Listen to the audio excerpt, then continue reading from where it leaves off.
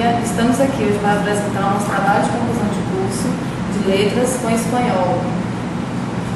A tradução nas aulas de língua espanhola, uma prática de aprendizagem. Eu sou Carla Beatriz Teixeira Ribeiro e essas são minhas colegas Emanuele da Silva Flores e Marinês de Felipe dos Santos. Introdução. O ensino de ELE, dentro da parte de introdução, nós vamos estar discutindo sobre o ensino de ELE para estudantes brasileiros nas escolas públicas e particulares ministradas no Brasil ao longo de um período. Vamos falar também da prática da pesquisa por meio da entrevista na escola particular para os alunos do ensino médio do terceiro ano. E abordaremos os debates dentro do campo da linguística aplicada. Dentro desses debates, um dos temas que nos chamou a atenção foi a questão referida ao professor de língua estrangeira ser melhor aquele que é nativo na língua aula. Mas aí pensamos, em contrapartida, enquanto ao aluno, né, da língua materna, será que realmente isso é um fato positivo? Ou seja, e o desconhecimento do professor quanto à língua materna do aprendiz? Né? Então, vemos que essa pode ser uma visão equivocada e a tradução pode cair no esquecimento. A tradução no ensino de língua estrangeira, ao contrário do que se acredita, ela pode se tornar uma aliada do professor, né, de língua estrangeira, desde que essa prática seja muito bem planejada e organizada. Ao confrontarmos a teoria com a prática, pretendemos tornar, então, evidente essa problemática, né, para que possamos ter melhores soluções e mais eficazes nos nossos trabalhos futuros. O objetivo geral desse trabalho é discutir as crenças e práticas de professores de língua estrangeira quanto ao uso da tradução em sala de aula como recurso pedagógico eficaz no processo de ensino e aprendizagem da língua espanhola. O objetivo específico é mensurar e tabular as respostas dadas pelo público-alvo referente à pesquisa aplicada no que diz respeito à tradução da língua estrangeira em sala de aula, observar a aceitação dos alunos e a interpretação que os mesmos fazem diante da disciplina de língua espanhola. A justificativa. Esta pesquisa científica é justificada com base na prática da língua estrangeira em sala de aula. A língua espanhola, ela deveria ser disponibilizada em todas as escolas e isso não acontece. Esta se faz presente na tentativa de observar as principais características que envolvem o ensino de língua estrangeira na prática da sala de aula e aos olhos dos alunos. Primeiro capítulo, falaremos agora da história da tradução. Nós sabemos que a tradução é uma prática que vem sendo desenvolvida desde os tempos primórdios, mais remotos da existência da humanidade. Né? E ela se faz necessária porque justamente para que haja um entendimento entre os povos, né? Um entendimento globalizado e cultural. Então, neste primeiro capítulo, faremos um breve estudo, né, dos marcos do panorama do contexto histórico da tradução, né, desde o surgimento do seu nascimento até os dias atuais. Então, primeiramente, vamos começar com o mito da Torre de Babel. Né? Campos explana esse mito bíblico como uma confusão que houve quando os homens resolveram, né, criar uma torre bem alta, confrontar Deus com a criação de uma torre bem alta que pudesse alcançar o alto dos céus. Então, o objetivo não foi concretizado. Então, Deus retomou o poder sobre eles e fez surgir entre eles várias línguas distintas, impossibilitando a comunicação. Então, acredita-se que a partir deste momento, deste episódio, né, com a necessidade de se comunicar, o homem buscou, né, novas técnicas e aí surgiu o nascimento da tradução. A segunda parte seria a Pedra da Rosa de Roseta. A Pedra de Roseta. A Pedra de Roseta é o documento concreto mais famoso que se existe da prática tradutória da antiguidade. Ela foi encontrada nas escavações próximo ao braço ocidental do rio Nilo em 1799, né? E nela tinha contido um texto gravados de três maneiras distintas. eram os hieroglifos da antiga escrita sagrada do Egito. Tinham também, né, caracteres da escrita popular egípcia e também caracteres gregos. Aí vem a Idade Média. Né? A Idade Média também foi bastante fundamental para o desenvolvimento da tradução. Era conhecida como a Idade das Trevas, né? Onde todo o conhecimento daquela época estava detido sobre a religião cristã. Né? As traduções tinham o cunho de teor, tinha que ser feitas traduções da fala, principalmente falando sobre Deus, né, religiosa, e os tradutores, toda a parte de tradução ficava a cargo da catequese religiosa. Nesse período também foi difundida a tradição sacra, né, que fala da originalidade, palavra por palavra, e a tradução profana, em que se tinha o poder de alterar o texto para que ficasse acessível ao nível do público. Ainda na Idade Média temos outros marcos, que foi as traduções das escolas de Toledo na Espanha, onde a língua espanhola conseguiu seu apogeu.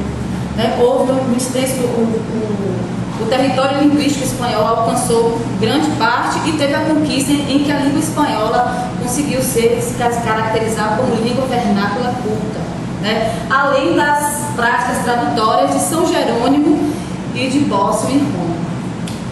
Assim, ao longo do século também tiveram outras conquistas, né? Como a descoberta da ciência da tradutologia, a ciência que estuda justamente a tradução.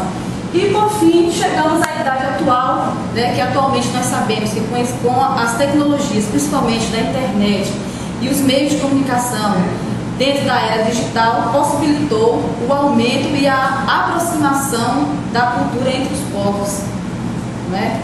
E, portanto, após este breve estudo acerca do contexto histórico da tradução, podemos inferir que ao longo do tempo a humanidade sempre buscou aprimorar os seus conhecimentos acerca do mundo.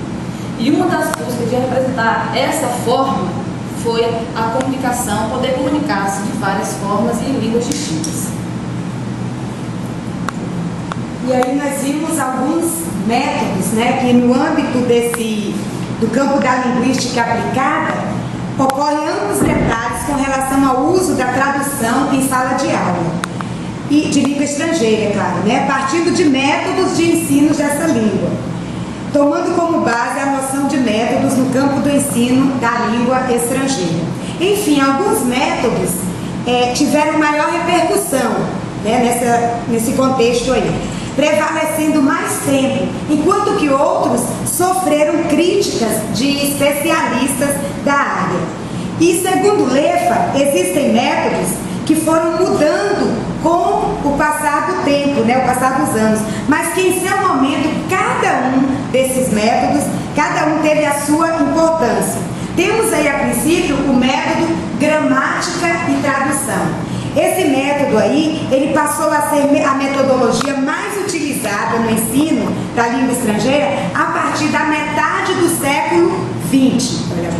A partir da metade do século XX. E atualmente ainda se mantém, né, a sua aplicabilidade.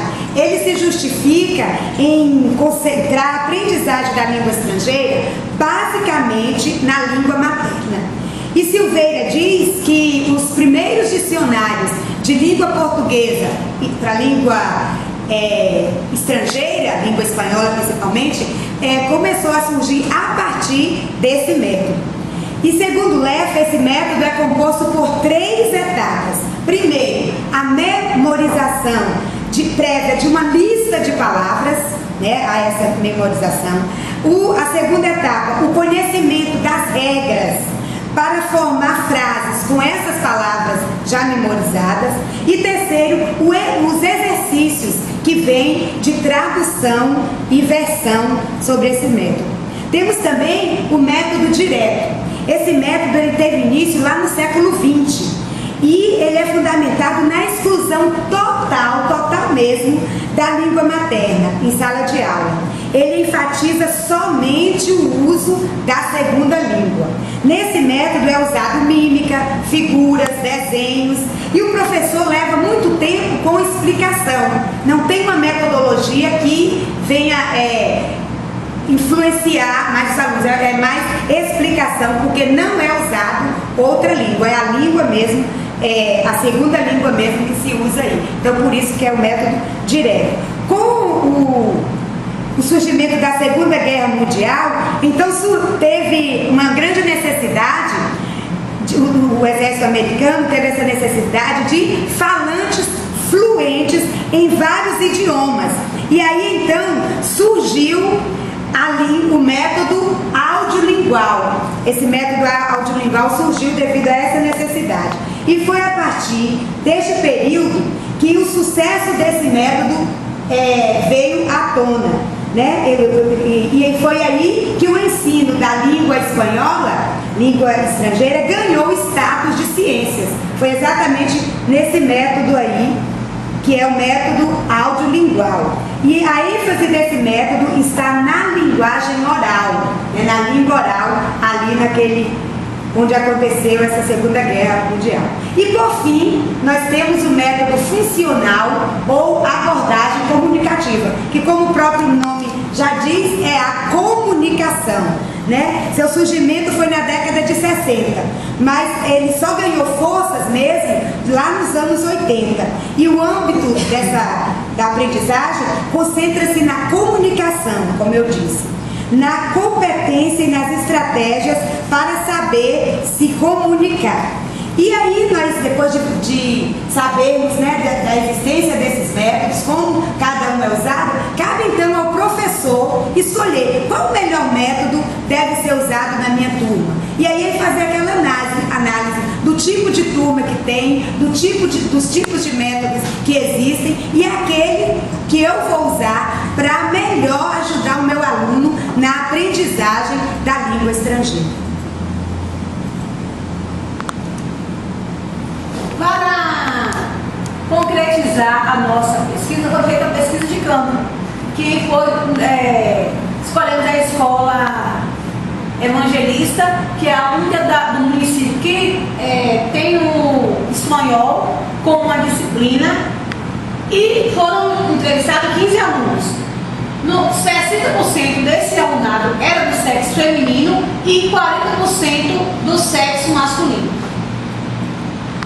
A classificação dessa faixa etária por alunos de 16 a 18 anos, 60% eram meninas e 40% dos alunos eram meninos.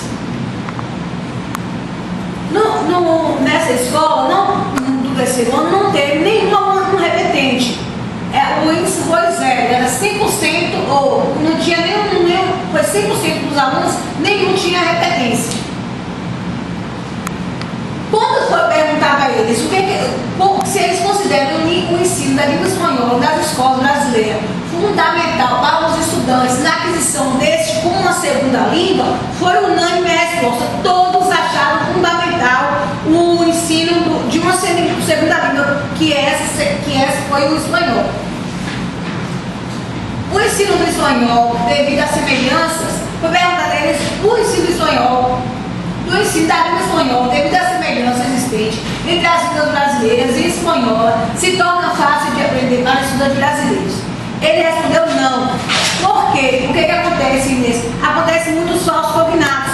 Por isso que eles falaram que não, porque tem palavras como devido à semelhança, eles acham que não é tão fácil ser traduzido. Você gosta das aulas, dos conteúdos e das atividades desenvolvidas em sala de aula, as atividades que o professor aplica?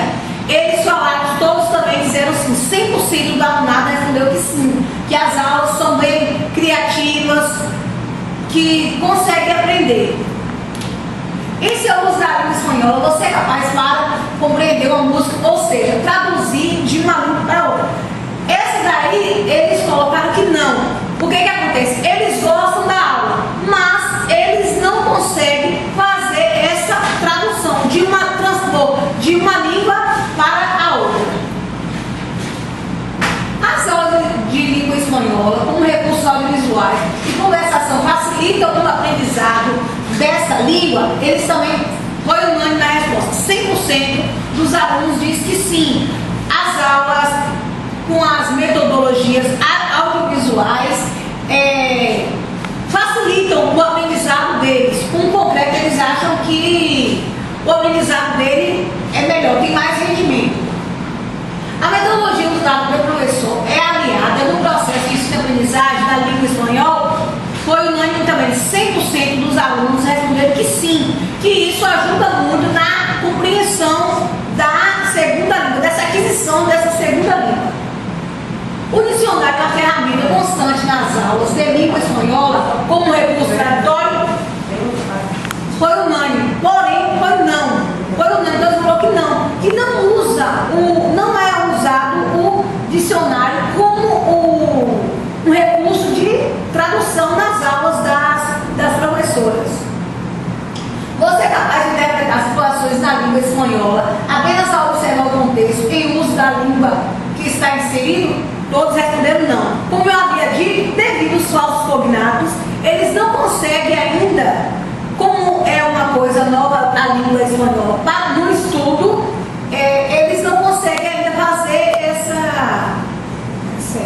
transferência. Você acredita na possibilidade de ensino de línguas tornar-se realidade nas escolas? Eles todos falaram sim. Você gosta das atividades práticas tradutórias? 60% diz que sim, 13% diz que não e 27% dos alunos disse que algumas, não são todas que eles gostam. E as atividades citadas pelos alunos, como as preferidas dele, as que eles mais gostam, foi 20% das entrevistas, 13% de história, a maioria optaram pelas músicas, que gostam mais da prática de música, 7% poemas e 7% textos. Considerações finais.